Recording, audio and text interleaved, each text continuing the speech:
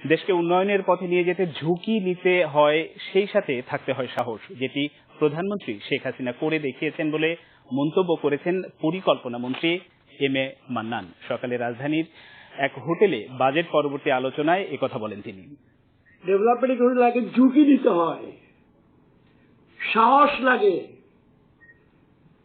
শেখ হাসিনা ঝুঁকি নিয়েছিল। She could lose her life, power, everything when she decided যে পদ্মা আমিই করব। এই ঝুঁকি আপনি নেওয়ার ক্ষমতা ছিল না, because you are basically an accountant. আপনি খালি ব্যালেন্স শিটে ডাই না বাম দেখেন, লাল না সাদা।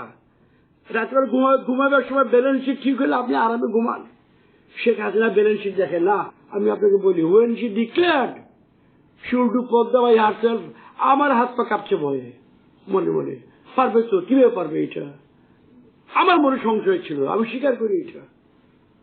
when she decided to declare যে আমরা প্রতি ঘরে বিদ্যুৎ দিব বিশ্বাসের মধ্যে, আমি মনে মনে হাসছিলাম যে কিভাবে সম্ভব হবে এটা। But she did it. Padma সেতু চালু হলে পাল্টে